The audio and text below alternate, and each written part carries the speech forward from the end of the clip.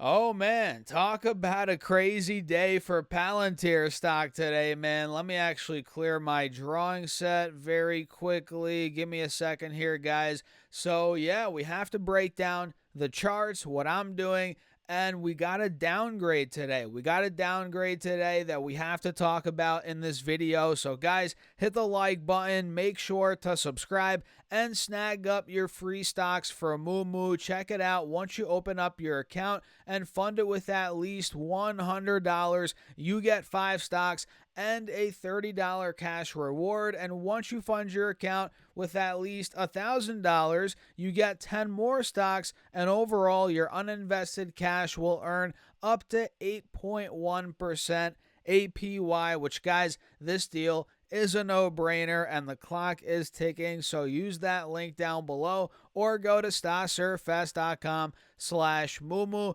And with that being said, cheers. Let's get right into the video. So we have seen the complete and utter explosion that Palantir has seen. We've all seen it. It's not news, right? We were at $40 a share to start the week, and now we're in the mid 50s. Just like that. We're up 30%, I think, or maybe more. Let me double check that. Yeah, more. 35% this week, which is unbelievable.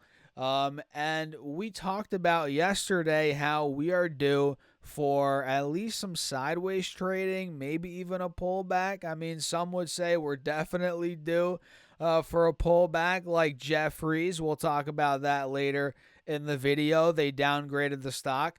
So Palantir, we hit $56 a share yesterday right before close.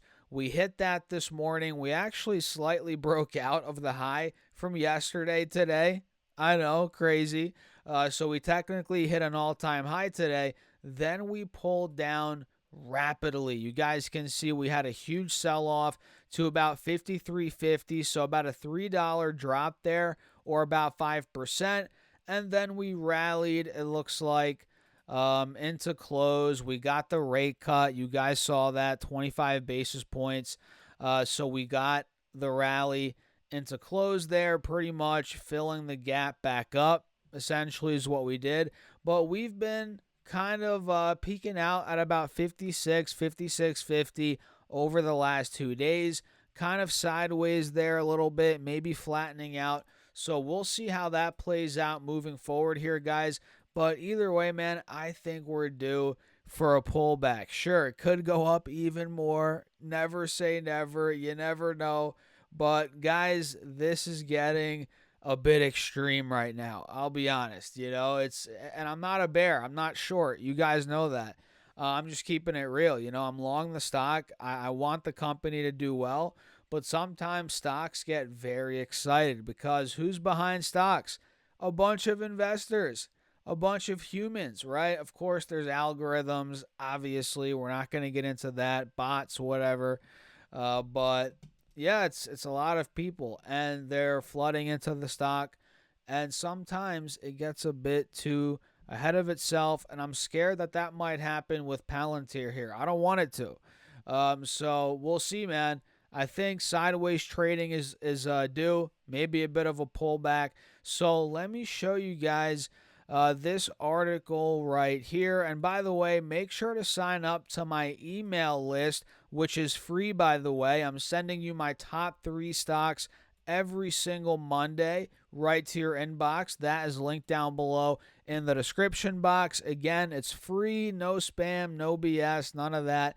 Just straight up value. So Jeffries downgraded Palantir stock as it becomes, quote, most expensive software name, end quote. Isn't that crazy? They think it's the most expensive software name. And to be honest, they have a case for that because of the PE ratio alone. I think last I checked, it was trading at like 250 times trailing 12-month earnings. It's probably more now because the stock has gone up so much. It's definitely more. It could be 300 for all we know. Holy smokes, man. But yeah, that's nuts. They have a case there. They do. It is a little bit wild when you look at the PE.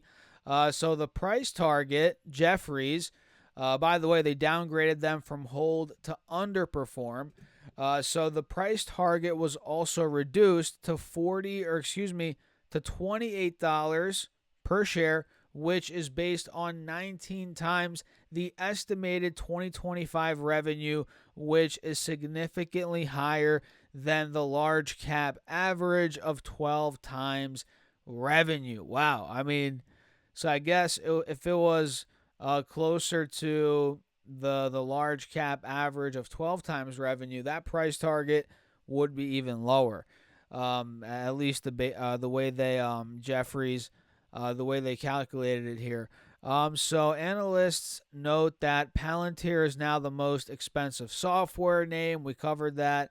The downgrade comes despite acknowledging that Palantir's fundamentals are intact, with the company having shown 4 quarters of accelerating growth. No doubt, the fundamentals are intact. Nobody's denying that here, guys.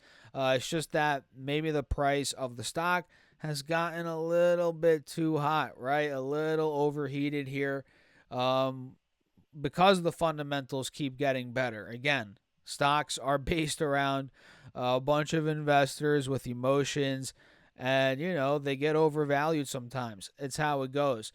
So Jeffries recognized Palantir's ability to deliver 30% revenue growth. You guys saw that. They crushed it. But yeah, it's still frothy in their opinion.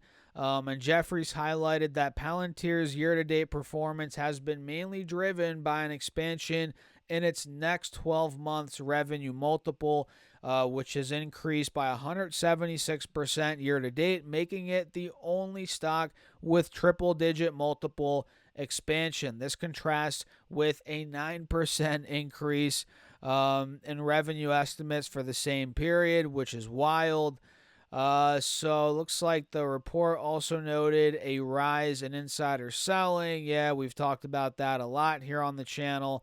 But yeah, man, that's kind of where Jeffrey's at. I mean, a lot of analysts, not a lot, but there are people out there. I mean, they have a case. Again, the PE ratio is wild, but there's people that think it's overvalued, that believe in the company. They like what they're doing. For sure, the fundamentals are strong, but the price has just gotten a bit wild. But either way, guys, I'm not selling. Like I've said before, man, I'm just holding on to this thing. You're going to see articles like this all the time. When you're in a stock, you're going to see articles that go against your stock all the time, that are, either bashing the stock, not in this case, but, short reports, this, that. Well, I guess if Hindenburg did a short report, I guess I'd be a little bit nervous there. Thankfully, I've never been in a stock that has had a Hindenburg report. But either way, if I lost my train of thought. Either way, yeah, I don't know where the heck I was going with that. But guys, you gotta watch it. And the negative articles. There's always going to be articles that are bearish, this, that, but I'm not selling, man. I'm holding on tight, and it's one that I'm just going to keep in the filing cabinet, as Warren Buffett would say, and see where it's at in 5 years. And if it pulls back significantly, I'm going to add more. If it pulls down to $35 at this point, I'm probably going to buy more. If it pulls down to 40 even, I'd consider it. Probably, we'll see. I don't know. But yeah, guys, we're riding it out. PLTR. Let me know your thoughts in the comments. As always, kind of where your head's at. Make sure to hit the like button and subscribe and get up to 15 stocks for a moo. Once you open up your account, fund it with at least $100. You get 5 stocks and a $30 cash reward, and fund your account at least $1,000. You get 10 more stocks, and overall, your uninvested cash will earn up to 8.1% APY. Just use that link down below or go to stocksurfest.com/moo. And with that being said, guys, cheers. I'll catch you all in the next video.